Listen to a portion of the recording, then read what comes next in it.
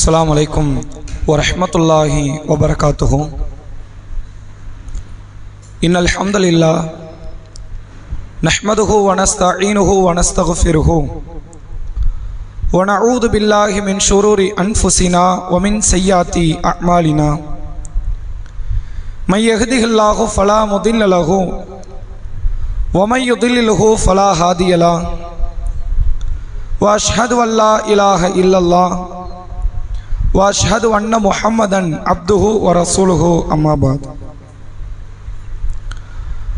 கண்ணியத்திற்கும் பெருமதிப்பிற்கும் உரிய எல்லாம் வல்ல அல்லாஹ்வின் நல்லடியார்களே, அல்லாஹுடைய பேரருளால் வாரந்தோறும் வெள்ளிக்கிழமை மக்ரிப் தொழுகையை தொடர்ந்து மார்க்க சொற்பொழிவு நிகழ்ச்சியை தொடர்ச்சியாக நாம் அறிந்து கொண்டு வருகிறோம். அந்த அடிப்படையில் இந்த ரபியுல் ஆஹிர் என்கிற இந்த மாதம் முஹிதீன் அப்துல் காதர் ஜெயிலானி என்று இஸ்லாமிய மக்களால் மிக விமர்சனையாக பேசப்படக்கூடிய ஒரு நபர், அவரை இறை தூதரை விடவும் இறைவனை விடவும் மிக உயர்வாக வைத்து பார்க்கிற பண்பாடு மக்கள் மத்தியில் இருக்கிறது. எனவே இந்த நிலை குர்ஆன் ஹதீஸ் நமக்கு சொன்ன நிலை இல்லை என்பதையும், எந்தெந்த வகைகளிலெல்லாம் இவரை பற்றிய தவறான மூடத்தனம் நிறைந்த கருத்துக்களை கதைகளை இந்த மௌலூதுகளிலே வைத்து ஓதுகிறார்கள், இதை கொண்டு பிழைப்பு நடத்துகிறார்கள் என்பதை தொடர்ச்சியாக ஒரு 2 வாரங்கள் நாம் அறிந்து கொண்டோம்.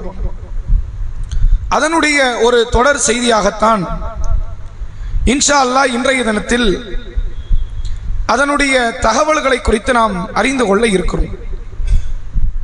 அதில் கடந்த வாரங்களில் இந்த முஹிதீன் அப்துல் காதர் ஜெயிலானி அவர்கள் குழந்தை பருவத்தில் பால்குடி பருவத்தில் இருக்கும் பொழுது ஷாபானுடைய மாதம் முடிந்து ரமலானுடைய மாதம் தென்பட்டதா என்பதை அந்த பாக்தாதில் வாழக்கூடிய மக்கள் எல்லாம் முஹிதீன் அப்துல் காதர் ஜெயிலானி அவர்களுடைய தாயாரிடத்தில் வந்து கேட்டார்கள். அப்போது தாயார் சொல்கிறார், என்னுடைய பிள்ளை இன்றைக்கு பால் அருந்தவில்லை, எனவே அது பிறை தென்பட்டிருக்கலாம், என் பிள்ளைக்கு தெரிஞ்சிருக்கும், அதனால் நோன்பு வைக்கல. இப்படியான ஒரு அறிவுக்கு பொருத்தம் இல்லாத, சுற்றி இருக்கிற மக்கள் எல்லாம் எந்த விதமான மார்க்கறிவே இருக்க மாட்டார்கள் என்ற மனநிலையில் எழுதப்பட்ட கதைகளை எல்லாம் நாம் சென்ற வாரம் அறிந்தோம். அந்த அடிப்படையில் இந்த வாரத்தில் நாம் பார்க்கக்கூடிய முக்கியமான சில கருத்துக்களை நாம் பார்க்க இருக்கிறோம். இந்த முஹிதீன் என்ற நபரை பற்றி நீங்கள் பார்க்கும் போதெல்லாம் ஹம்மாது என்ற ஒரு நபரையும் சேர்த்து இந்த பாடல்களை இணைத்து பாடிக்கொண்டே வருவாங்க. அவர் யாருன்னு தெரியல, ஒருவேளை முஹிதீனுக்கான ஆப்பனண்டா இருப்பார், எதிராளியா இருந்திருக்கலாம். யார் இந்த ஹம்மாதுன்னு தெரியாது, ஆனால் பாடல்களில் பல இடத்துல இந்த ஹம்மாதை திட்டியே பேசிக்கிட்டே வருவாங்க. யார் இந்த ஹம்மாது, இவருக்கு அவருக்கு என்ன வகையான பிரச்சனை வந்தது, என்ன பஞ்சாயத்து ஓடுச்சு, அதை பற்றிலாம் வராது. அப்போ அப்படி ஒரு பாடலில் வரக்கூடிய ஒரு வரியை நீங்கள் பாருங்கள். அம்மத் ஃபவாதிலுஹு ஜமீஉல் உமம், அதாவது இந்த முஹிதீன் அப்துல் காதர் ஜெயிலானி அவர்கள் ஒரு முறை ஜும்மாவினுடைய தினத்தில் போய்கிட்டு இருக்கிறார். இது அவங்க கொடுத்த மொழிபெயர்ப்பினுடைய வாசகங்களை நம்ம வாசிக்கிறோம். ஷேக் அவர்கள் ஆற்றருகே ஜும்மா தொழுகைக்காக நடந்து சென்று கொண்டிருந்த போது குளிர் நாளில் அவரை ஹம்மாது என்பவர் அந்த ஆற்றிலே தள்ளி விட்டு விட்டார். குளிர் நாள் இருக்குது, ஜும்மாவுக்கு போய்கிட்டு இருக்கிறாரு, புத்தாடையெல்லாம் உடுத்தி போறாரு. என்னவோ இந்த ஹம்மாதுக்கு இந்த முஹிதீன் அப்துல் காதர் ஜெயிலானி கண்ட பிடிக்கல. அதனால் என்ன செய்து விடுகிறார், ஆற்றிலே இவர் தள்ளி விடுகிறார். தள்ளி விட்டதால் உடனே அவர்கள் அந்த ஹம்மாதுக்கு விரோதமாக துவா செய்கிறார். அவரின் மன்னரையின் அவருடைய முன்கை அது அழுகட்டும், அது நாசமாகட்டும் என்று இவர் துவா செய்கிறார். இதனால் இவருடைய துவாவை கேட்டவுடன் ஏறத்தாழ 5000 கபர்வாசிகள் அடக்கம் செய்யப்பட்டிருக்கிற மக்கள் ஆல்ரெடி மௌத் ஆயிட்டாங்க. அவர்கள் இந்த துவாவுக்கு அவர்கள் ஆமீன் என்று சொன்னார்கள். இது இந்த பாடலில் அவர்கள் சொல்லக்கூடிய ஒரு வார்த்தை. இந்த ஹம்மாது என்பவர் எதனால தள்ளிவிட்டார், என்ன காரணம், அதை பத்தி வரல.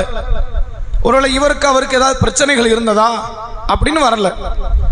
இவர் அவரை தள்ளி விட்டதனால் இந்த கை கபர்ல நாசமா போட்டோம் அப்படின்னு முஹிதீன் அப்துல் காதர் ஜெயிலானி அவர்கள் பிரார்த்தனை செய்ததாகவும், அந்த பிரார்த்தனைக்கு 5000 கபரிலே அடக்கம் செய்யப்பட்டிருக்கிற நபர்கள் துவா செய்ததாகவும் அந்த செய்திகள் இருக்கிறது. இதோட அந்த கதை முடியல. இந்த ஹம்மாதுக்கு சில சீடர்கள் இருக்கிறார்கள். அவர்கள் என்ன செய்யறாங்க அப்படின்னா, நேரம் முஹிதீன் அப்துல் காதர் ஜெயிலானியை தேடி வருகிறார்கள். நீங்க சொன்னது உண்மைதானா அப்படிங்கிறத பத்தி அவங்களை கேள்வி கேட்டு அறிந்து கொள்கிறார்கள். அறிந்து இது உண்மைதான், அவர் மௌத்தானதுக்கு அப்புறம் தான் நடக்குது, இது அவர் கைப்பிடி அழுகிய நிலை, அது உண்மைதான் என்று அறிந்து கொண்டு அவர்கள் ஈமான் கொள்கிறார்கள். யாரை ஈமான் கொள்றாங்க? முஹிதீன் அப்துல் காதர் ஜெயிலானி அவர்கள் ஈமான் கொள்கிறார்கள் என்று அந்த பாடல பார்க்கலாம். ஷேக்கின் இறைஞ்சலுக்காக 5000 மன்னரை வாசிகள் ஆமீன் கூறினர். எனவே ஹம்மாதின் தோழர்களும் அந்த செய்தியை அறிவிக்கப்பட்ட போது அவர்கள்ட்ட கேட்கிறாங்க. என்னன்னு கேட்கிறாங்க அப்படின்னா, இப்படி ஹம்மாதினுடைய நிலை இப்படி வந்தது உண்மைதானா அப்படின்னு கேட்டு அதனால் அவர்கள் ஈமான் கொண்டார்கள் என்ற செய்தியை அந்த பாடல்களை நீங்க பார்க்கலாம். முதல்ல ஒரு அடிப்படை புரிந்து கொள்ளுங்கள். அல்லாஹ்வுடைய ரசூலை அல்லாஹ் நமக்கு அனுப்பி இருக்கிறான். ரசூலுல்லாவுக்கு வந்த இடைஞ்சல்கள், நெருக்கடிகள், பாதிப்புகள்ல லட்சத்துல ஒரு பாதிப்பை கூட ஒரு ஈமான் கொண்டவன் அடைய முடியாது. அப்படி அடைந்திருப்பானே ஆனால் ஒன்னு அவன் மார்க்கத்தோடு ஓடணும் அல்லது தற்கொலை பண்ணி சாகணும். இதை தவிர வேற விடை கிடையாது. அவ்வளவு பெரிய நெருக்கடிகளை தாங்கி கொண்டு அல்லாஹ்வுடைய ரசூல் அவர்கள் இந்த மார்க்கத்தில் பயணித்தார்கள். ஆனா எந்த நேரத்திலும் ரசூலை யாருக்கு எதிராக துவா செய்யல. இந்த ஒரு அடிப்படை நீங்கள் புரிந்து கொள்ளணும். ரசூல் ஸல்லல்லாஹு அலைஹி வஸல்லம் அவர்களை பார்த்த ஒரு யூத மனிதர் சொல்லுகிறார், அஸ்ஸலாமு அலைக்கும் யா அபுல் காசிம். அபுல் காசிமே நீங்கள் மௌத்தாவுங்க, சாவுங்க, இதான் அதுக்கு அர்த்தம். சாமு என்றால் மௌத்துன்னு அர்த்தம். மௌத்தை ஒருவர் கேட்கிறார். அப்ப இது அந்த வார்த்தையில விளையாடுற பண்பு யூதர்களுடைய பண்பு. அஸ்ஸலாமுல வர்ற லாம் எடுத்துட்டு என்ன ஆயிரும்? அஸ்ஸாமு. அஸ்ஸலாமுன நிம்மதின்னு அர்த்தம், அஸ்ஸாமுன சாவுன்னு அர்த்தம். நேர் எதிர்ப்பதமான வார்த்தை அது. அப்ப இந்த வார்த்தை யாரு காதல விழுதுன்னா ஆயிஷா ரலியல்லாஹு அன்ஹா காதல விழுந்துருச்சு. உடனே ஆயிஷா ரலியல்லாஹு அன்ஹா அவங்க சொல்றாங்க, வஅலைக்கும் அஸ்ஸலாமு வ லஅனத்துல்லாஹ். அல்லாஹ் உனக்கு சாவ தரட்டும், உன்னை அழிச்சு நாசமாக்கட்டும். என் கணவர், அதை தாண்டி அவர் அல்லாஹ்வுடைய ரசூல், அவரை நீ திட்ட நான் பார்த்துக்கிட்டு இருக்கேன் கடுமையா திட்டுறாங்க. அந்த இடத்துல ஆயிஷா தான் கொஞ்சம் பொறுமையா இருந்திருக்கிறாங்க. வேற நபி தோழராக இருந்தா அங்க நடக்கிற கதையே வேற மாதிரி இருந்திருக்கும். இன்னும் கடுமையாக உச்சபட்ச கோபத்திற்கு சென்று விடுவார்கள். ஒரு பெண் என்பதனால் அவங்களுடைய கோபம் இந்த நிலையில் திட்டுவதோடு நிற்கிறது. அப்ப இதை பார்த்த உடனே ஆயிஷா ரலியல்லாஹு அன்ஹாவை அல்லாஹ்வுடைய ரசூல் அவர்கள் சொன்னார்கள், ஆயிஷாவை நீ நிதானத்தை கடைபிடி, உனக்கு நான் நிதானத்தை ஏவுகிறேன் அப்படின்னு சொல்லிட்டு, இப்படி கடுமையான முறையில நீ கோபப்பட வேண்டாம், நிதானமா இரு. அல்லாஹ்வுடைய தூதர் அவர்கள் சொன்னது உங்க காதுல விழலையா? நான் பதில் சொல்றேன், அது உங்க காதுல விழலையான்னு ரசூலா கேட்கிறாங்க. ஓ ஈயாக்கும் ஓ அலைக்கும், உனக்கும் ஏற்படட்டும் நான் வார்த்தை சொல்லிட்டேனே. அவர்கள் என் விஷயத்தில் செய்கிற பிரார்த்தனை அல்லாஹ் ஏற்க போவது கிடையாது. நான் அவர்கள் விஷயத்தில் செய்கிற பிரார்த்தனை அல்லாஹ் ஏற்றுக்கொள்வான். அந்த வார்த்தையை கூட நான் சொல்ல விரும்பல. நமக்கு எதுக்கு வந்தது? நமக்கு அது தேவையில்லையே என்று கடந்து சென்றவர் அல்லாஹ்வுடைய ரசூல். அது மட்டும் இல்லாமல் ரசூல்லாட்ட ஒரு யாசகம் கேட்க ஒரு நபர் வரார். ரசூல்லா நாட்டின் அரசர், எல்லா மக்களுக்கு அள்ளி அள்ளி கொடுத்து கை செவந்தவர் அல்லாஹ்வுடைய தூதர். அந்த தூதருடைய பண்பை, குணத்தை அறியாமல் ஒரு நபர் கேட்கிறாரு. யாசகத்தை கேட்கும் போது அவர் கடுமையா கஷ்டத்தில் இருக்கிறார். இந்த கடுமையா கஷ்டத்துல இருக்கும் பொழுது நல்லதையே செய்யறதுக்கு ஒருத்தன் வந்தா கூட எதிர்த்து பேசுற இடத்துல தான் சில மக்கள் இருப்பாங்க. அவங்களுக்கு விவரம் தெரியாது. நபியுடைய பண்பை பற்றி தெரியாமல் ஒரு துண்டை எடுத்து ரசூலுல்லாஹ்வுடைய கழுத்துல போட்டு இறுக்கிட்டாங்க. முகமெல்லாம் செவந்துருச்சு, மூச்சு திணறல் ஏற்படுகிறது. அந்த துண்டு எந்த அளவுக்கு இருக்குன்னா, ஒரு கடுமையான முறையில் ஒரு பெட்ஷீட் மாதிரி அல்லது ஒரு கார்பெட் மாதிரி இருக்கிற மாதிரி ஒரு துண்டு. அதை போட்டு ரசூலுல்லாஹ்வுடைய கழுத்தை இறுக்குகிறார். ரசூலுல்லா மூச்சு திணறல் ஏற்படுகிறது. பிறகு அந்த துண்டை எடுத்த உடனே ரசூலுல்லாஹ் சொல்றாங்க, அவரை அடிக்கிறதுக்கு முற்படும் போது அடிக்காதீங்க, விட்டுருங்க, அவருக்கு என்ன தேவையோ அதை கசானால இருந்து எடுத்து கொடுங்கன்னு சொன்னவர் அல்லாஹ்வுடைய ரசூல். சில யாசகம் பெறுகிற மக்கள் நபி கிட்ட வராங்க, முந்தி அடிக்கிறாங்க, நமக்கு கிடைச்சிடாத, நபி கிட்ட போய் முதலாளா கேட்போம் அப்படின்னு. நபியை தள்ளி கொண்டே முள்ளு செடிகளை தள்ளி விட்டார்கள். ரசூலுல்லாஹ் எழுந்து தன் போர்வையை எடுத்து மேலையில போற்றி கொண்டு, என்கிட்ட இப்ப பொருளாதாரம் இல்லை, இருந்தால் என்னை நீங்கள் கஞ்சனாக நீங்கள் பார்க்க மாட்டீர்கள் அப்படின்னு சொல்லிட்டு ரசூலுல்லாஹ் கடந்து போனாங்க. ஒரு நாட்டினுடைய அரசர், அல்லாஹ்வுடைய தூதர். ஆனா எத்தனையோ பல நெருக்கடிகள் சொந்த மக்களாலும் வந்திருக்கிறது, எதிராளிகளாலும் வந்திருக்கிறது. அப்படியெல்லாம் அல்லாஹ்வுடைய ரசூல் அவர்கள் சிரமங்களை அனுபவித்த போது யாருக்கு எதிராகவும் ரசூல்லா திட்டியதும் கிடையாது, சபித்ததும் கிடையாது. இது நபியுடைய பண்பு. அப்போ ஒரு நபியை பின்பற்றக்கூடியவருடைய பண்பும் இப்படிதான் இருக்கணும். அப்ப ரசூல் ஸல்லல்லாஹு அலைஹி வஸல்லம் அவர்கள்ட்ட வந்து சில நபித்தோழர்கள் அல்லாஹ்வுடைய தூதரை யூதர்களுக்கு எதிராக நீங்க சாபம் விடுங்கன்னு கேட்கிறாங்க. இந்த நயவஞ்சகர்கள் இருக்கிறாங்க, இவங்களுக்கு எதிராக சாபம் விடுங்க. நபி சொல்றாங்க, நான் சாபம் விடுபவனாக அனுப்பப்படவில்லை, மாறாக நான் அல்லாஹ்வுடைய அருளாக அனுப்பப்பட்டிருக்கேன். நான் அருள், எல்லாருக்கும் நல்லது செய்யற இடத்துல தான் இருப்பேன் தவிர யாருக்கு தீமை செய்யற இடத்துல இருக்க மாட்டேன். நான் திட்ட மாட்டேன், சாபமிட மாட்டேன், இயற்கையாக செயற்கையாக கெட்ட வார்த்தைகளை நான் பேச மாட்டேன் என்று அல்லாஹ்வுடைய தூதர் அவர்கள் தன்னை குறித்து சொன்ன நிகழ்வுகளை ஹதீசுகளிலே நீங்கள் பார்க்கலாம். இப்படிப்பட்ட ஒரு பண்பு கொண்ட நபரைத்தான் அல்லாஹ் குர்ஆன்ல சொல்றான், லக்கது கானலக்கும் ஃபீ ரசூலில்லாஹி உஸ்வத்துன் ஹஸனா, இந்த தூதரிடத்தில் உங்களுக்கு அழகிய முன் உதாரணம் இருக்கிறது அப்படிங்கிறான். நபியை பின்பற்றுவதுதான் மார்க்கம் என்றால், நபி வழி நடப்பதுதான் இஸ்லாம் என்றால், இது இஸ்லாமிய நெறிமுறையா? ஒரு ஆள் தள்ளி விட்டுட்டார், தள்ளி விட்டியாப்பா எனக்கு எல்லாம் நன்மையை தருவான் அப்படின்னு போறது இஸ்லாமிய நெறிமுறையா? நீ தள்ளி விட்டியா, உன் கை நாசமா போட்டோம், கபருக்கு போய் நீ அழிஞ்சு போ அப்படின்னு இவர் துவா செய்ய, 5000 கபர்வாசிகளும் துவா செய்ய, அதற்கான சான்றுகள் அவர் எடுத்தும் காட்ட, இப்படிப்பட்ட ஒரு நபர் இஸ்லாமிய மக்களினுடைய தலைவராக அல்ல, ஒரு குடிமகனாக கூட இருப்பதற்கு தகுதி கிடையாது. உண்மையிலே இந்த பண்பு இருந்தா, உண்மையிலே இந்த பண்பாடு இருந்துச்சுன்னா இவர் மார்க்கம் பேசுவதற்கு தகுதி கிடையாதுன்னு தான் சொல்லணும். அதுதான் முறை. யாராவது ஒருத்தங்க வந்து என்ன மறுமை எல்லாரையும் திட்டுறாங்க, சபிக்கிறாங்க அப்படின்னா திட்டாதீர்கள், சபிக்காதீர்கள் என்றுதான் பேசப்படும். ரசூலுல்லா பெருநாள் தொழுகையில பெண்களை பார்த்து சொல்றாங்க, பெண்களை உங்களை நான் நரகத்தை அதிகம் பார்க்கிறேன். அப்போ ஒரு அம்மையார் கேட்கிறாங்க, நாங்க மட்டும் என் நரகத்தில் அதிகம்? கணவன்மார்களுக்கு மாறு செய்கிறீர்கள், நீங்கள் சபிக்கிறீர்கள். இந்த பண்பு இருக்குல்ல, இந்த பண்பு வந்துட்டு உங்களை நரகத்தில் கொண்டு போய் சேர்த்துரும், நீங்க அப்படி செய்யாதீங்க அப்படின்னு அல்லாஹ்வுடைய ரசூல் அவர்கள் தன்னுடைய சஹாபிய பெண்மணிகளுக்கு சொன்ன நிகழ்வை பார்க்க முடிகிறது. அப்ப இந்த பண்பே ஒரு ஈமான் கொண்டவருக்கான அழகு இல்லை இந்த பண்பு. சரி, இதை தாண்டி இவர் துவா செய்ய உடனே எத்தனை பேர் கேட்டாங்க? ஆமீன். 5000 பேர் ஆமீன் என்று கேட்டார்கள். அத்தனை பேர் யாரு? மௌத்தான உயிரோட ஹயாத்தா இருந்து அந்த சபையில இருந்து 5000 பேர் கிடையாது, வஃபாத்தாயி கபருக்கு போன 5000 பேர். இது எவ்வளவு பெரிய இணை வைத்தல் கருத்தை கொண்டு வந்து சேர்க்குதுன்னா, நடக்கிற நிகழ்வெல்லாம் மௌத்தானவங்க கேட்டுக்கிட்டே இருக்கிறாங்கன்னு அர்த்தம். உலகத்துல என்ன நடந்தாலும் மௌத்தானவங்க கேட்கிறாங்க, அவர்களுக்கு தெரிகிறது இது இஸ்லாமிய தத்துவத்துக்கு விரோதம். மௌத்தானவங்களுக்கு எதுவுமே தெரியாது, இங்க என்ன நடந்தாலும் தெரியாது. எவ்வளவு பெரிய சீரழிவை உலகத்துல மக்கள் அனுபவித்தாலும் இறந்து போன மக்கள் அதை அறிந்து கொள்ள முடியாது. மறுமை நாள்ல இது உன்னே நடந்துச்சா அப்படின்னு கேட்கிற இடத்தில் தான் மக்கள் இருப்பார்கள். பெரிய உதாரணம் வேண்டாம், ரசூலுல்லாஹ் அல் கௌசர் நீர் தடாகத்தில் நிற்பார்கள். மக்கள் எல்லாம் அழைச்சி என்ன சொல்லுவாங்க? நாங்க தண்ணி குடிங்க அப்படின்னு ரசூலுல்லாஹ் தன் சமுதாய மக்களை நம்மை அழைத்து தண்ணீர் கொடுப்பார்கள். அப்ப அவர்களுடைய தோழர்களில் ஒரு சிலர் வருவார்கள். ரசூலுல்லாஹ் என்ன பண்ணுவாங்க அப்படின்னா, தண்ணீர் கொடுப்பதற்கு முற்படும் போது அல்லாஹ் தடுத்து விடுவான், வானவர்கள் மூலமாக அல்லாஹ் தடையை ஏற்படுத்திடுவான். உடனே அல்லாஹ்வுடைய ரசூல் சொல்லுவாங்க, இறைவா இவர்கள் என் தோழர்கள், என் கூட தோழமை கொண்டவர்கள், மார்க்கத்தை கடைபிடிக்கும் போது என்னோடு வாழ்ந்த மக்கள், அப்ப இவங்களுக்கு தண்ணி கிடைக்க வேண்டாமா அப்படின்னு ரசூலுல்லாஹ் கேட்கும் போது அல்லாஹ் அதற்கு பதிலளிப்பான், இவர்கள் உங்களுக்கு பின்னால், உங்களுக்கு பின்னால் என்ன அர்த்தம்? உங்க வஃபாத்துக்கு பின்னால் இவர்கள் மார்க்கத்தை விட்டு மதம் மாறி சென்ற சில பேர், எல்லா மக்களும் கிடையாது. சஹாபாக்களில் பத்திரமாத்து தங்கங்களாக வாழ்ந்தவர்கள் பெருங்கொண்ட கூட்டம் உண்டு, ஒரு சொற்பமானவர்கள். உலக ஆதாயத்திற்கோ லாபத்துக்கோ நபி பின்னால் வந்தவர்கள் நபி வஃபாத்துக்கு பிறகு மார்க்கத்தை மாற்றிவிட்டு ஓடிவிட்டார்கள். அப்படியான மக்களை பற்றி அது பேசுகிறது. அப்ப ரசூலுல்லாஹ்வுடைய காலத்துல தோழமை கொண்டவர்களில் சிலர் இஸ்லாத்தை விட்டு வெளியேறி விட்டார்கள், மதம் மாறி விட்டார்கள் என்பதே கியாமத்து நாள்ல அல்லாஹ் அறிவித்து கொடுத்ததுக்கு அப்புறம் தான் நபிக்கு தெரியுது.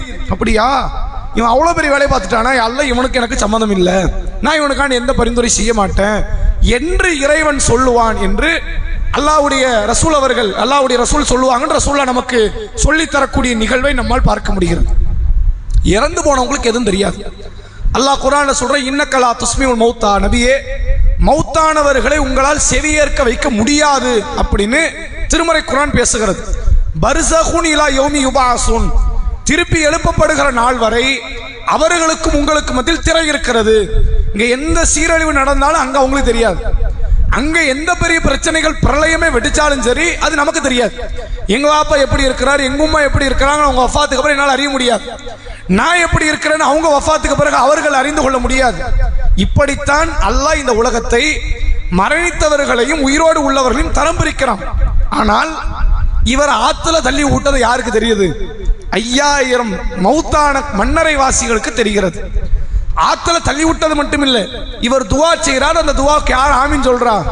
மௌத்தானவர்கள் ஆமீன் சொல்றாங்க. அல்லாஹ் அவங்க படுற துன்பம் பெருசா தெரியல, அவங்களுக்கு சொர்க்கமா நரகமா அது அவங்களுக்கு பெருசா தெரியல.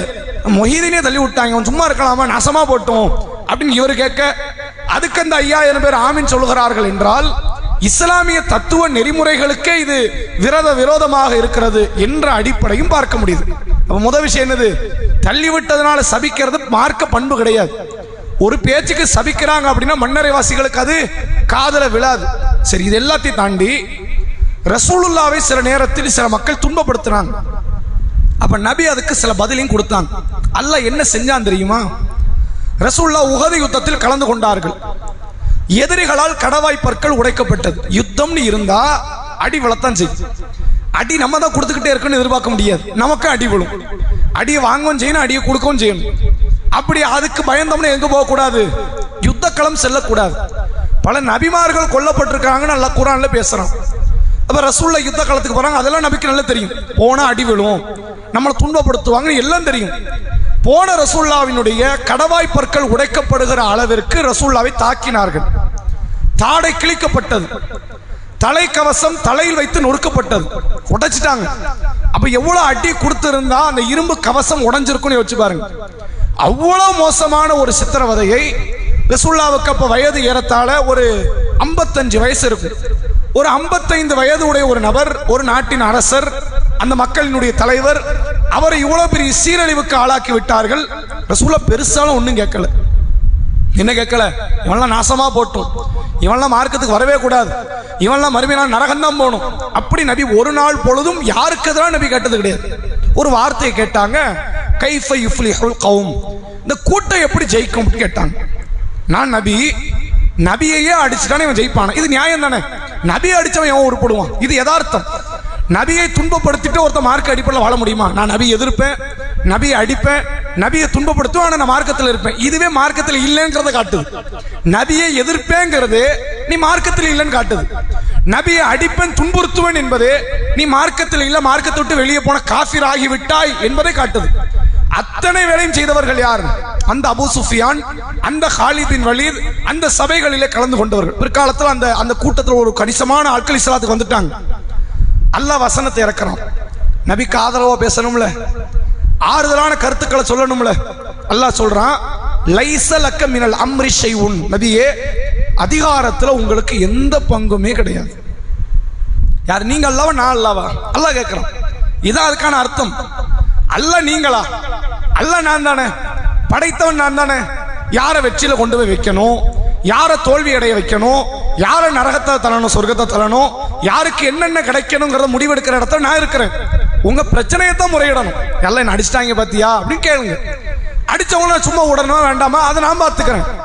நீங்கள் அதற்கு கூலியைத்தான் எதிர்பார்க்க வேண்டுமே ஒழிய அவன் என்ன கதிக்கு ஆளாகணுங்கிறத சொல்ற இடத்துல நீங்க இல்லை என்று அல்லாஹ்வுடைய ரசூலை, உலகத்திற்கு பேரருளாக அனுப்பப்பட்ட அல்லாஹ்வுடைய தூதரை அல்லாஹ் ரப்புல் ஆலமீன் கண்டிக்கிற நிகழ்வாக இதை பார்க்க முடிகிறது. ரசூலுல்லாவுக்கே இதான் நிலைமைனா, ரசூலுல்லாவை தாண்டி உயர்வான இடத்துல யாருமே கிடையாது. அப்ப யாரோ ஒருத்தர் வந்து ஆத்துல தள்ளி விட்டுட்டாங்க அப்படின்னா எந்திரிச்சு தலையை தொடச்சிட்டு போகணும். அதான் மார்க்க நெறிமுறை. மன்னிச்சு விட்டுறணும், பொறுமையாக இருக்கணும். இப்ப இந்த இடத்துல அவர் பொறுமையா போனாரு அப்படின்னா நல்லா இருக்கு, நல்ல மனுஷனா இருக்கிறாரு. இதெல்லாம் யாருப்பா இருப்பா? ஜும்மாக்கு ஒருத்தர் புறப்பட்டு போய்கிட்டு இருக்கிறாரு, ஆத்துல தள்ளி விட்டாங்க, அவர் பாட்டுக்கு துண்டு எடுத்து தலையை தொடச்சு மூஞ்ச தொடச்சு மறுபடியும் பள்ளியாசல் போய் தொழுகிறாரு, நல்ல மனுஷனா இருக்கிறாரு அப்படின்னு சொல்லலாம். என்னைய தள்ளி விடுறியா, நீ நாசமா போன். இவர் துவா செய்ய, 5000 பேர் மன்னரைவாசிகள் அவர்கள் பிரார்த்தனை செய்ய, அல்லாஹ் அதை ஏற்றுக்கொண்டு அவருக்கு ஒரு அழிவை தருகிறான் என்றால் இந்த நெறிமுறை இஸ்லாம் கற்றுக் கொடுத்த தத்துவத்திற்கும் வாதத்திற்கும் எதிரானது. இதை நீங்க புரிந்து கொள்ளணும். இதைத்தான் உட்கார்ந்து எங்க படிக்கிறாங்க? இப்ப நம்ம சொன்ன வாசகம் பாடல்கள் எல்லாம் மௌலூதுகள்ல உள்ளது. முஹீதீன் அப்துல் காதர் ஜெயிலானி என்ற நபரினுடைய பெயரை கொண்டு பயன்படுத்தப்படுகிற பாடல்களாக இது இருப்பதை நம்மால் பார்க்க முடிகிறது. அதே போன்று இந்த முஹிதீன் அப்துல் காதர் ஜெயிலானி இடத்துல ஒரு பெண்மணி வராங்க. இது மௌலூதுல வருது. ஒரு பெண்மணி வந்து என்ன செய்யறாங்க அப்படின்னா, முஹிதீன் அவர்களே, என்னுடைய மகனுக்கு காய்ச்சல் வந்துருச்சு, என் பையனுக்கு என்ன பிரச்சனை, அவன் காய்ச்சல்ல பாதிக்கப்பட்டுட்டான், நீங்க அவனுக்காண்டி ஏதாவது துவா செய்யலாம். தப்பு கிடையாது. ஒரு நபருக்கு காய்ச்சல்லாம் பார்க்கறவங்க எல்லாம் நம்ம துவா செய்யுங்கன்னு சொன்னா ஏதாவது தப்பு இருக்குதா? தப்பு கிடையாது. யார்கிட்டையும் கேட்கலாம். நம்ம எல்லாருமே உஸ்தாதுமார்கள்ட்ட தான் கேட்கறது. ஆலிம் பெருமக்கள்னா அல்லாஹ்வுக்கு நெருக்கத்தில் இருக்கிறாங்க, அவங்க கேட்டுட்டாங்கன்னா உடனே அல்லாஹ் துவா ஏத்துக்குவான், மற்றவங்க துவா ஏத்துக்கும், அப்படி கிடையாது. அல்லாஹ்வுடைய ரசூல் சொன்னாங்க, அற்ப மனிதர்களின் பிரார்த்தனைகள் கூட பல நேரங்களில் ஏற்றுக்கொள்ளப்படும். அற்பமான நபர்களா இருப்பாங்க, அவங்க முன்ன பின்ன நீங்க பள்ளியில பார்த்துருக்க முடியாது. வருவான், தொழுவான், போவான், போய்கிட்டே இருப்பான். ஆனா அவனுடைய வாழ்க்கையில நல்ல காரியம் வேற எங்கேயும் இருக்கும். ஒன்னு தாய் தந்தைக்கு அவன் பணிவிடை செய்திருக்கலாம், அல்லது அவன் வியாபாரத்தில் ஹலால் ஹராமை பேணலாம். ஏதோ ஒரு காரியம் அவன் வாழ்க்கையில் ஒரு நல்லது இருக்கும். அல்லாஹ் அவன் துவாவுக்கு ஒரு தனி ஸ்பெஷல் வச்சிருப்பான். அந்த மக்களுடைய துவா யாரும் எதிர்பார்க்கறது இல்லையே. ஏழை மக்களுடைய துவாவை யாரும் எதிர்பார்க்கிறோமா? கிடையாது. ரசூலுல்லாஹ் சொல்றாங்க, சில மக்கள் இருப்பாங்க, அவங்க பரட்டை தலையோடு இருப்பார்கள், அவங்க அழுக்கு படிந்த ஆடை. ஏன்னா ஏழைங்கிறதுக்கான அடையாளம் அது. ஆனால் அல்லாஹ் மீது சத்தியமிட்டு ஒரு காரியத்தை அவர்கள் சொல்லுவார்களே, ஆனால் அல்லாஹ் உடனே அதை நிறைவேற்றுவான். அப்ப எந்த அளவுக்கு அவங்க மார்க்க பற்றோடு இருந்திருந்தா இது கிடைக்கும்னு பாருங்க. அப்ப யாரை பார்த்தாலும் எனக்காண்டி துவாச்சிங்க, குடும்பத்துக்காண்டி துவாச்சிங்கன்னு கேட்டா என்ன கிடையாது, தப்பு கிடையாது. குறிப்பாக அமல்களில் ஒருத்தர் ஈடுபட்டு இருப்பாரே, ஆனால் அவர் பிரார்த்தனையோடு நெருக்கத்தில் இருப்பார். அப்ப அவர்கிட்ட நம்ம வலியுறுத்தலாம். இவர் நிறைய தொழுகிற ஆளு, சொல்லுவோம் எனக்காண்டி துவாச்சிங்க. அதிகமா சுஜூதுல இருக்கிறார், அதிகமா தொழுகிறார், ஆர்வப்படுறார். அப்ப எனக்காண்டி துவாச்சிங்கன்னா ஒரு நேரம் நம்ம ஞாபகம் வர மாட்டோமா சுஜூதுல, நமக்காண்டி அவர் துவா செஞ்சிட மாட்டாரா அப்படின்ற எண்ணத்தை கேட்கலாம். இந்த அம்மா காய்ச்சல் வந்திருக்கேன் பையனுக்கு துவா செய்யுங்கிற மாதிரி வந்து கேட்கிறாங்க, முறையிடுகிறார். அப்ப முஹிதீன் அப்துல் காதர் ஜெயிலானி என்ன சொல்றாங்கன்னா, மருத்துவம் சொல்றார், துவா செய்யணும்ல, அல்லாஹ் அந்த பிள்ளை காய்ச்சல் வந்திருக்குதான், நீ நோயை நீக்கிறியா அல்லாஹ் அப்படின்னு கேட்டிருக்கணும். இவர் அதுக்கு வழிமுறை சொல்யூஷன் கொடுக்கிறார். என்ன சொல்யூஷன்னா, உன் பையன் காதுல போய் நான் சொல்ற வாசகத்தை சொல்லுங்கிறார். சொல்லிட்டு என்ன ஆகும், நோய் நீங்கிறோம், நீ போய் சொல்லு அப்படிங்கிறாங்க. என்ன சொல்லணும், அந்த காய்ச்சலை கூப்பிடணுமா, காய்ச்சலே நீ எப்போ இங்க வந்த அப்படின்னு கேட்கணுமா, காய்ச்சல்கிட்ட பேசணும். ஃபர்ஸ்ட் என்ன கம்யூனிகேட்டரை உருவாக்கிக்கங்க. காய்ச்சல் யாருன்னு நீங்க இன்ட்ரடியூஸ் பண்ணிக்கங்க, நீங்க யாரு, காய்ச்சல் யாருன்னு முதல்ல பேசிக்கங்க. பேசி பழகி முடிச்சுட்டு நீங்க இருக்கக்கூடாது, வேற ஒரு ஊர் பேரை அவர் குறிப்பிடுறாரு, அந்த ஊருக்கு காய்ச்சல் போகணும்னு சொல்லிடணுமா. இந்த அம்மா சொல்லிட்டா காய்ச்சல் போயிடும். அப்ப இப்ப பவர் யாருக்கிட்ட இருந்து யாருக்கிட்ட ஜம்ப் ஆகுது, முஹிதீன் அப்துல் காதர் ஜெயிலானி கிட்ட இருந்து அந்த அம்மா கிட்டையும் ஜம்ப் ஆகுது. யாரெல்லாம் ஷேக் கிட்ட முரீது பெறுகிறார்களோ, ஷேக்கை நம்பி வர்றாங்களோ, எல்லாருக்கும் பவர் வந்துடும். ஆற்றல் யாருக்கு இருக்கு, அல்லாவுக்கு மட்டும்தான் ஆற்றல்ங்கிற தத்துவத்தை உடைச்சி அனைவருக்கும் ஆற்றல். யாரெல்லாம் முஹிதீன் அப்துல் காதர் ஜெயிலானியை நாடி வருகிறார்களோ எல்லோருக்கும் ஆற்றல் இருக்கிறது என்ற இந்த தத்துவத்தை மொழியக்கூடிய ஒரு பாடல் எது, இந்த முஹிதீன் மௌலூத் என்பது. ஒரு அடிப்படை புரிந்து கொள்ளுங்கள். ரசூலுல்லாஹ் நோய் நலம் விசாரிக்க போவாங்க, ஏகப்பட்ட பேருக்கு போயிருக்கிறாங்க. தன் சொந்த தோழர்களுக்கு போயிருக்கிறாங்க, தனது எதிரிகளுக்கு போயிருக்கிறாங்க, தனது இரத்த பந்த உறவுகளுக்கு போயிருக்கிறாங்க, தனது கொள்கை ஏற்காத இடத்தில் உள்ளவர்களுக்கு போயிருக்கிறாங்க. பலரை நோய் நலம் விசாரிக்க சென்றிருக்கிறார்கள். காரணம் அது குர்ஃபா. ரசூலுல்லாஹ் அதை என்ன சொன்னாங்க, சொர்க்க கனிகளை பறிக்கிற இடம். நீங்க மத வேறுபாடு, இன வேறுபாடு, மொழி வேறுபாடு, நிற வேறுபாடு இல்லாம யார் நோயாளினாலும் போய் பாருங்க. நோயாளியை பார்த்தாலே உங்களுக்கு சொர்க்க கனிகளை பறிக்கிற பாக்கியம் கிடைக்கும். நபி அந்த பாக்கியத்தை ஒரு நாள் விட்டதில்லை. நோயாளின்னு தெரிஞ்சா போய் பார்த்துருவாங்க. பார்த்துட்டு என்ன செய்வாங்கன்னு கேட்டா, காதுல ஓத மாட்டாங்க, காதுல எதையும் சொல்ல மாட்டாங்க, துவா செய்வாங்க. அவருக்கு காயம் ஏற்பட்ட பகுதின்னு ஏதாவது இருக்கும், நோய் கடுமையாக இருக்கிற பகுதின்னு இருக்கும். ரசூலுல்லாஹ் அதுல கையை வைத்துக் கொள்வார்கள். அல்லாஹும்ம ரப்பன் நாஸ் அதிஹிபில் பஅஸ் இஷ்ஃபிஹி வ அன்த ஷாஃபி லா ஷிஃபாஅ இல்லா ஷிஃபாஉக ஷிஃபாஅன் லா யுகாதிரு ஸகமா. இது ரசூலுல்லாஹ் ஓதுகிற துவா. என்ன துவா? இந்த துவாக்கு என்ன அர்த்தம்? அல்லாஹும்ம ரப்பன் நாஸ், மனிதர்களுக்கான இரட்சகனே, இறைவனே, அதிஹிபில் பாஸ், இந்த நோயை நீ நீக்கிரு. லா ஷிஃபாஅ இல்லா ஷிஃபாஉக ஷிஃபாஅன், உன்னை தவிர நோயை நீக்கிற எவனாவது ஒருத்தன் இருக்கிறானா? ஒருத்தனும் கிடையாது. நீ தான் நோயை நீக்கணும். லா யுகாதிரு ஸகமா, இந்த நோயில கொஞ்சத்தை கூட மீதம் வைக்காமல் இதை நீ நீக்கிவிடு அப்படின்னு ரசூலுல்லாஹ், அல்லாஹ்வுடைய தூதர், அந்த நாட்டினுடைய அரசர், ஒட்டுமொத்த மக்களினுடைய உயிரை விட மேன்மையாக மதிக்கப்படுகிற இறைவனுடைய நேசர் எப்படி கேட்டிருக்கிறாரு, நீ தான் அல்லாஹ் நோயை நீக்கணும். இவர் நோயில பாதிக்கப்பட்டிருக்கிறாரு, நீ நோய் நிவாரணத்தை தாய் அல்லாஹ் என்று ரசூலுல்லாஹ் எல்லா இடத்திலும் சென்று நோய் நலனை அவர்கள் விசாரித்து விட்டு அல்லாஹ்விடத்தில் முறையிடுவார்கள்.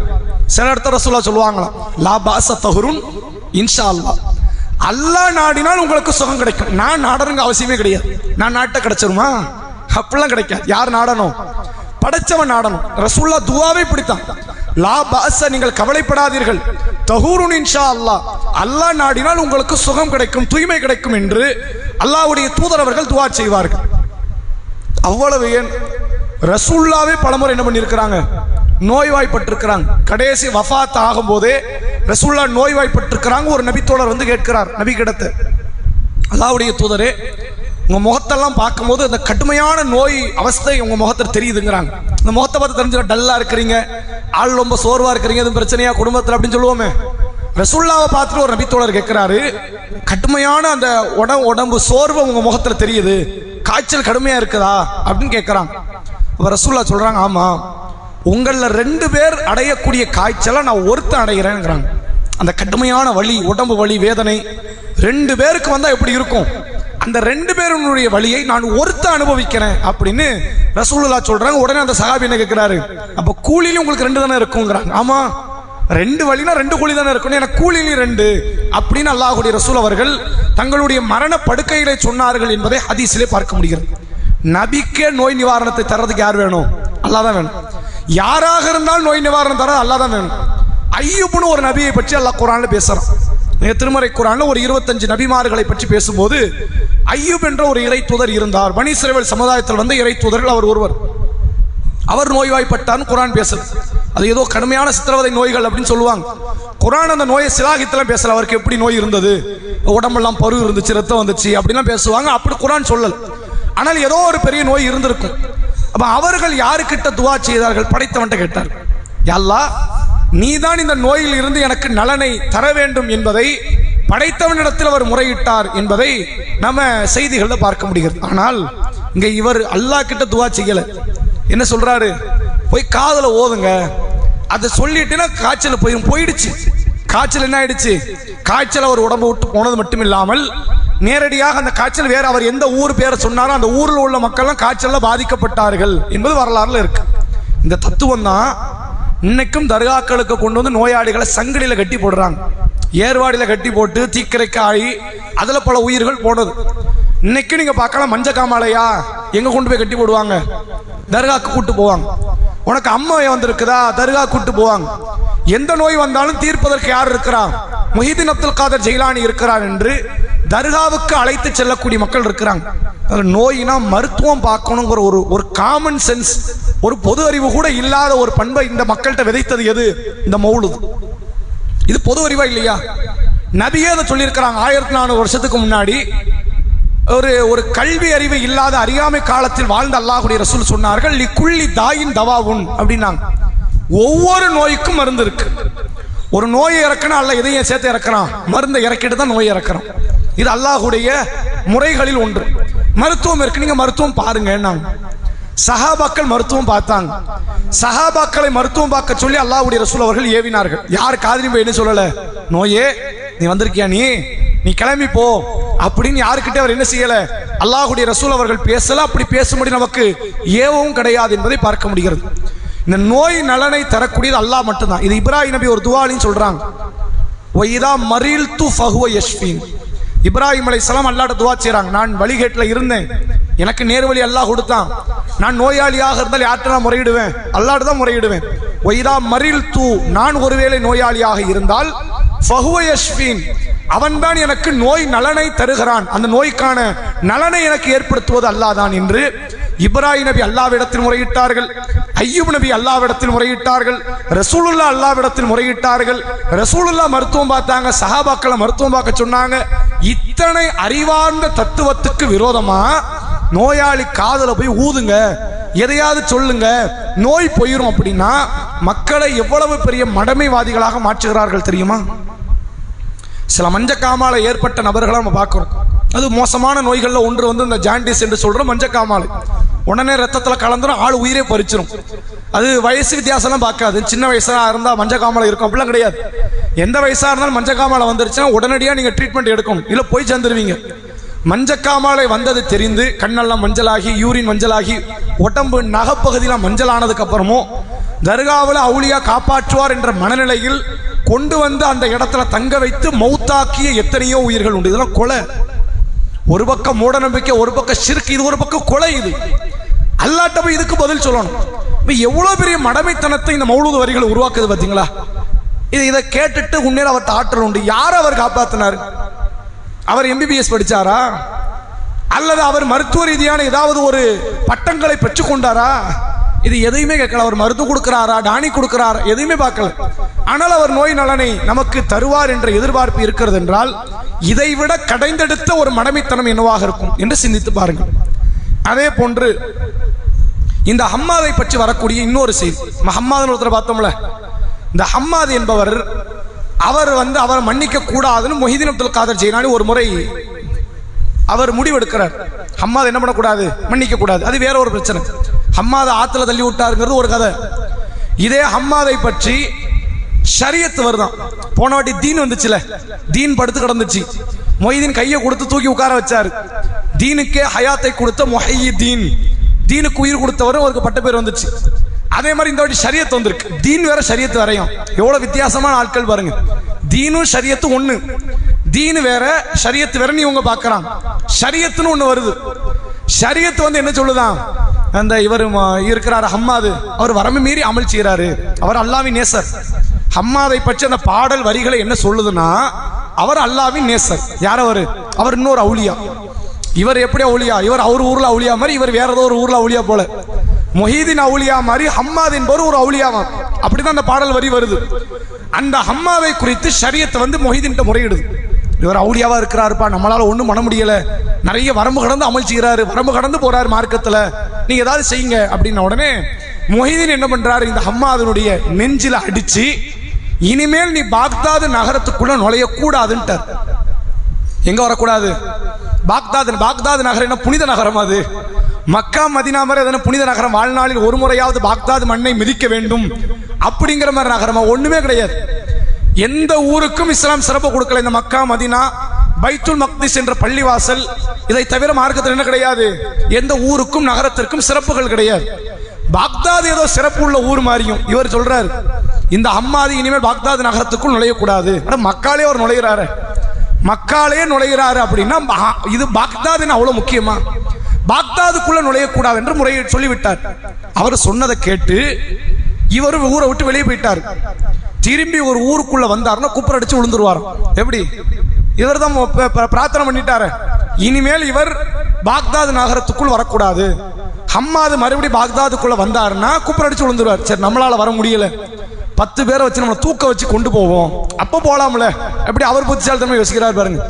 10 பேரை வச்சு தூக்கிட்டு போனாலும் 10 பேரும் குப்பர் அடிச்சு விழுந்துடுறாங்க. யாராலும் அந்த பாக்தாது நகரத்துக்குள் இவரை அழைச்சிட்டு வர முடியாது அப்படின்ற ஒரு நிலை இருக்கு. இப்ப என்ன ஆகுது? முலப்பர் என்று சொல்லப்படக்கூடிய ஒரு நபர் இருக்கிறார். முலஃபர் அப்படின்னு அவர் இன்னொரு அவுலியா. எத்தனை அவுலியாக்கள் வராங்க பாருங்க. அவுலியாக்கள் வாழ்ந்த நகரம் அதெல்லாம்.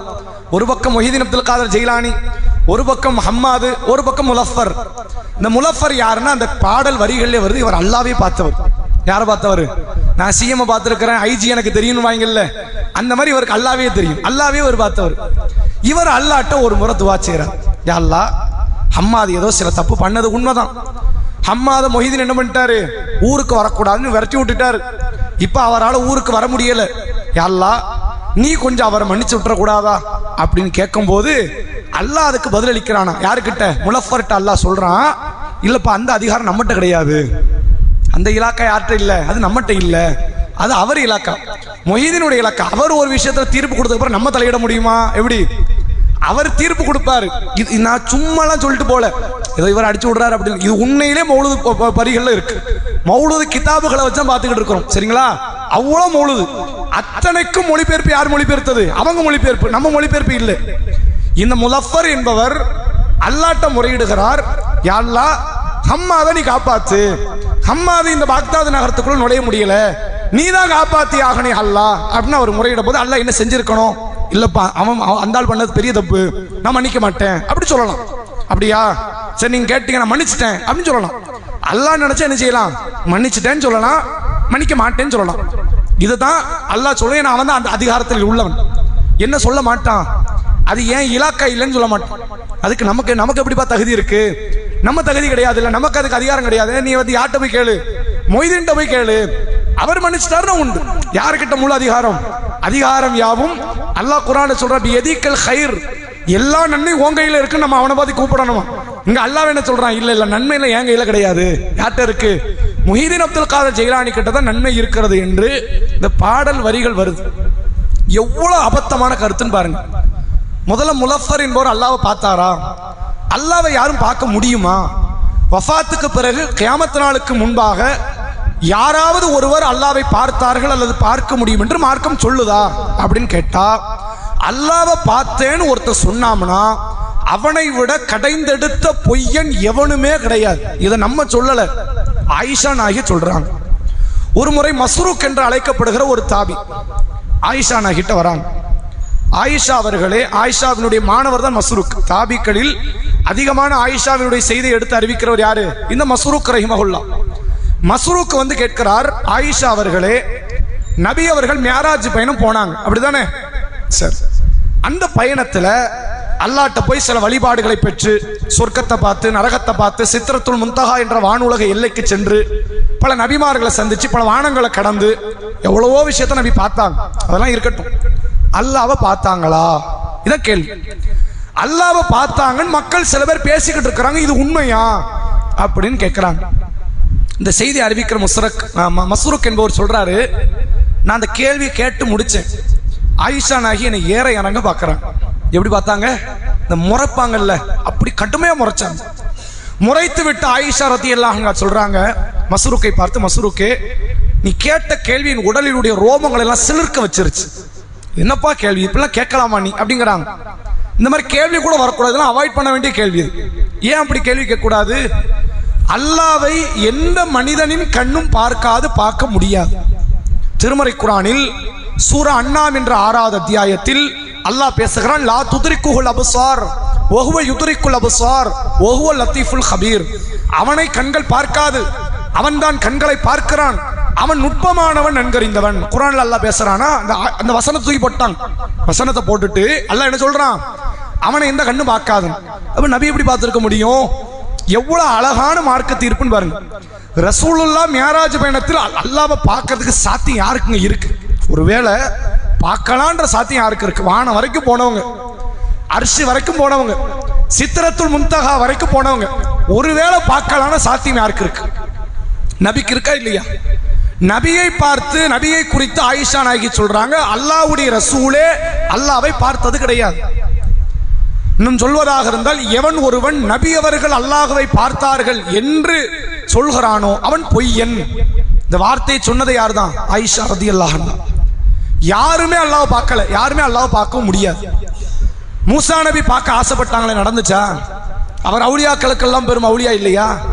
மிகப்பெரிய தலை சிறந்த மா மனிதர் இல்லையா? அவர் ஆசைப்பட்டு நடக்கலையே. மூசா நபியின் சமுதாயத்தவர்கள் ஆசைப்பட்டாங்க. அல்லாஹ் என்ன பண்ணான் தெரியுமா? ஒரு பெரும் இடி முழக்கத்தை இறக்கினான். மூசா நபியின் சமுதாயத்தவர்கள் கேட்டார்கள், யா மூசா லன் நுக்மின லக ஹத்தா நரல்லாஹ ஜஹரத்தன், அல்லாஹ்வை கண்கூடாக பார்க்காமல் உங்களை நாங்கள் நம்ப மாட்டோம். அல்லாஹ் சொல்றான், உடனே இடி முழக்கத்தை கொடுத்து அவங்களை நான் மூர்ச்சித்து விழ வைத்தேன்கிறான். குர்ஆன் ஆயத்து. நபியை பார்க்க மூசா நபி ஆசைப்பட்டு நடக்கல, அல்லாஹ்வை பார்க்க மூசா நபி ஆசைப்பட்டு நடக்கல, ரசூலுல்லாஹ் அவங்களால பார்க்க முடியல, யாராலும் பார்க்க முடியாது என்று சொல்லப்பட்ட பிறகு முலஃபர் பார்த்தார் என்று மௌலூது வரிகள் வந்துச்சுன்னா என்ன என்ன தத்துவத்தில்? அல்லாஹ் ஏதோ பக்கத்து வீட்டில் இருக்கிற மாதிரியும் விரும்பின நேரத்துலலாம் போய் பார்த்து டீட்டெயில் விசாரிச்சுட்டு வந்துடலாம். அந்த அல்லாஹ் அங்கே தான் இருக்கிறான், நான் அந்த அசர் தொழுதுட்டு போலான்ட்டு இருக்கிறேன் அவனை பார்க்க அப்படிங்கிற மாதிரி, இந்த டீயை குடிச்சிட்டு போலான்ட்டு இருக்கிறேன், போய் பார்த்து என்ன ஏதுன்னு கேட்டு வந்துடுறேன். பக்கத்து வீட்டில் இருக்கிற மாதிரியே தான் இந்த பாடெல்லாம் இருக்கு. அல்லாஹ் வான் உலகத்தில் இருக்கிறான், அவனை பார்க்க முடியாது. அவனை வந்து என்னன்னா நம்முடைய ஈமானிய பார்வையை கொண்டுதான் அவனை அடைய முடியுமே தவிர அவனை கண்ணை கொண்டெல்லாம் பார்க்க முடியாது. கியாமத்து நாள்ல தான் அல்லாஹ் பார்க்க முடியும். ரசூலுல்லாஹ் சொன்னாங்க, இன்னக்கும் சத்தரவுன ரப்பக்கும் ஐயானன், நாளை மறுமையில் உங்கள் கண்கூடாக அல்லாஹ்வை நீங்கள் பார்ப்பீர்கள் அப்படின்னு வருது. இங்கேயும் பார்க்க முடியும்னா ஏன் அதை தனியாக சொல்லணும்? அதை இங்கே பார்க்க முடியுது. அல்லாஹ்வை இங்கே பார்க்க முடியுதுன்னா மறுமையில அல்லாஹ்வை பார்க்க முடியும் தனியாக சொல்லணுமா? அவசியம் இல்லை. ரசூலுல்லாஹ் சொல்றாங்க, மறுமையில் நீங்கள் அல்லாஹ்வை கண்கூடாக பார்ப்பீர்கள். அப்ப அல்லாஹ்வை இங்க பார்க்கவே முடியாது. நான் பார்த்தேன்னு ஒருத்தன் சொல்றான்னா அவன் கடைந்தெடுத்த பொய்யன். அல்லாஹ் என்ன செய்ய முடியாது? எந்த மனுஷனும் பார்க்க முடியாது. ஆயிஷா நாயகி சொல்றாங்க, அதாவது சஹாபாக்கள் சொல்றாங்க, மியாராஜ் பயணம் முடிச்சுட்டு வந்த உடனே சஹாபாக்கள் சிலர் போய் கேட்கறாங்க, நபிக்கிட்டே. இப்ப ஆயிஷாட்ட தானே கேட்டார் மஸ்ரூக், இப்ப யார்கிட்ட கேட்டாங்க? ஒரு ஹதீஸ் முஸ்லிம்ல நீங்கள் பார்க்கலாம், நேர நபிக்கிட்டே போய் கேட்டாங்க. அல்லாஹ்வுடைய தூதரே, மேராஜ் பயணம் வரைக்கும் போயிட்டு வந்திருக்கிறீங்க, பல நபிமார்களை பார்த்துருக்கிறீங்க, வானவர்களை பார்த்துருக்கிறீங்க, சொர்க்க நரகத்தை பார்த்தாச்சு, சித்ரத்துல் முன்தஹாவையும் பார்த்தாச்சு, எல்லாத்தையும் பார்த்த நீங்க அல்லாஹ் பார்த்தீங்களா அப்படின்னு கேட்டாங்க. நபி என்ன சொல்லி இருக்கணும்? ஆமான்னு சொல்லியிருக்கணும். ஆமாப்பா பார்த்தேன் சொல்லி இருக்கணுமா இல்லையா? முஸ்லீம்ல வரக்கூடிய இந்த செய்தி ரசூலுல்லாஹ் சொல்றாங்க, ஒஹுவ நூறுன் அன்னா அராகும், அவனை சுற்றி ஒளி இருக்கிறது என்னால் எப்படி பார்க்க முடியும்னு கேட்டாங்க. முடியலன்னு அர்த்தம் அதுதானே, அவனை சுற்றி ஒளி இருக்கிறது, அண்ணா அராகு எப்படி என்னால பார்க்க முடியும்னு கேட்டாங்க. அப்ப பார்க்க முடியாது, நபியாலே முடியாது, யாராலே முடியாது. ஆனால் மொஹிதீன் அப்துல் காதர் ஜெயிலானி தன் வாழ்நாளில் 100 முறை கனவில் அல்லாஹ்வை பார்த்தார் அப்படின்னு பாடுவாங்க. கந்தூரி நாட்கள் எதை பத்தி பேசுவாங்க? அவருடைய சிறப்புகளை பேசுறோம் அப்படின்னு. இப்ப என்னன்னா, அல்லாஹ் பார்க்கறது லேசாயிடுச்சு, அல்லாஹ் இவங்களை பார்க்க தான் கொஞ்சம் கஷ்டம். இப்ப அல்லாஹ் தான் வந்து அப்பாயின்மெண்ட் வாங்கிட்டு வர வேண்டியதா இருக்கு. அல்லாஹ்வை இவங்க லேசில் பார்த்தரலாம், ஆனா அல்லாஹ் பார்க்கறது என்னது? இல்லப்பா நமக்கு அது அதிகாரம் கிடையாது. ஹம்மாதை மன்னிக்கிற அதிகாரம், அவர் பாக்தாதுக்குள்ள கொண்டு வர அதிகாரம் யார்கிட்ட இல்ல, நம்மகிட்ட இல்ல, நீ மொய்தீன்ட்ட போய் கேளு அப்படின்னு எழுதி வைத்துக் கொண்டு இதை பாடுகிறார்கள் என்றால், இதை விட ஒரு மோசமான ஒரு கொள்கை இந்த இஸ்லாத்தை அழிக்கிறதுக்கு வேற என்ன கொள்கை வேணும்? யோசிச்சு பாருங்க. இப்படியான தத்துவங்களை கொண்டவர்கள் பண்ற நிகழ்வை பார்க்க முடியுது. அதே மாதிரி இன்னொரு செய்தி நீங்க இந்த வரலாற்று தகவல் நீங்க பார்க்கலாம். அல்லாஹ் கிட்ட இவர் போய் கேட்கிறார், முலஃபர் என்பவர் என்ன கேட்கிறாரு? நீ ஹம்மாதை மன்னிச்சிரு. அப்ப நான் மன்னிக்க மாட்டேன் அப்படின்னு சொல்றதோடு, அதுக்கான அதிகாரம் என்னிடத்தில் இல்லை என்ற வார்த்தையை அவர் சொல்லுகிறார். நீங்க நல்லா பார்க்கலாம், ரசூலுல்லாஹ்வுடைய காலத்துல நயவஞ்சக தலைவன் அப்துல்லா இப்னு உபை இப்னு சலூல் என்று சொல்லப்படக்கூடிய ஒரு கடஞ்செடுத்த ஒரு ஷைத்தானவன் வஃபாத் ஆயிட்டான். ஏன் அவனை வந்து அபூஜஹலை விட மோசமாக இந்த முஸ்லிம் சமுதாயம் பார்க்கணும் அப்படின்னா, அபூஜஹல் டிக்ளேர் பண்ணிட்டான், எனக்கு உங்க மார்க்கம் வேண்டாம், நான் முகமதை தூதராக ஏற்க மாட்டேன், அல்லாஹ் மட்டும்தான் கடவுள் என்ற கொள்கைக்கு நான் வரமாட்டேன் அப்படின்னு அந்த நிலைப்பாட்டில் இருந்தவன். ஆனால் இவன் இருக்கிறானே, எல்லாவற்றையும் ஏற்றுக்கொண்டு இஸ்லாத்துக்கு எதிராக சூழ்ச்சி செய்தான். வாங்க முடியும்.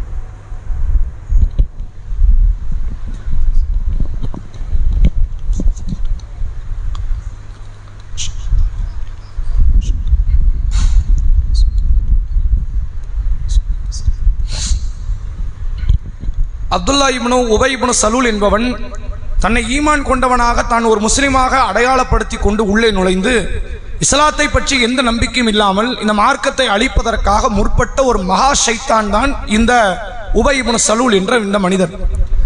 அப்ப எல்லா விதமான சூழ்ச்சியும் அவன் செஞ்சான். சூழ்ச்சி செய்து ஒரு நாள் வஃபாத்தும் ஆயிட்டான். நபிக்கு நல்லா தெரியும், இவன் தான் எல்லாத்தையும் போட்டு கொடுத்து நம்ம பல உயிர்கள் பலியாகிறதுக்கு காரணமே இவன் தான். உஹது யுத்தத்திற்கு போனவர்கள் 3000 பேர், அதிகமான மக்கள் போயிருக்கிறாங்க. பாதி பேரை கழட்டி கூட்டு வந்துட்டான் இவன் தான். கூட்டு போற மாதிரி கூட்டு போயிட்டு அங்க வச்சு மண்டை கழுவி பாதி பேர் கூட்டு வந்துட்டான். இவன் ரசூலுல்லாஹ்வுடைய நிலை என்ன? இவ்வளவு பேர் தான் போறாங்கன்னா அதுக்கேற்ற ஏற்பாடுகளோடு போயிருப்பாங்கல்ல. அதிகமான மக்கள் வராங்கன்னு நினைச்சிட்டு போயிட்டு பாதி பேர் கூட்டு போயிட்டாங்கன்னா எல்லா அட்டூழியத்தை செய்த ஒருவன் இவன் மௌத்தாயிட்டான்.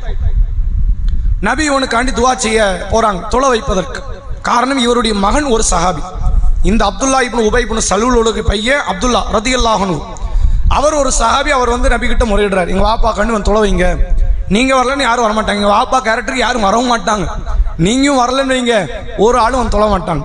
அவர் வந்து நின்று தொழுவாது இருந்தார்ல, வந்து தலையை காட்டினார், முஸ்லீம்னாவது காட்டினார், உள்ளத்துல 1000 கட்ட என்ன இருந்திருக்கலாம், அவர் முஸ்லீம் மாதிரி காட்டிக்கிட்டார். அதுக்காண்டே வந்து தொலை வைங்க எங்க வாப்பா காண்டி அப்படின்னு வந்து அவர் கேட்டார்.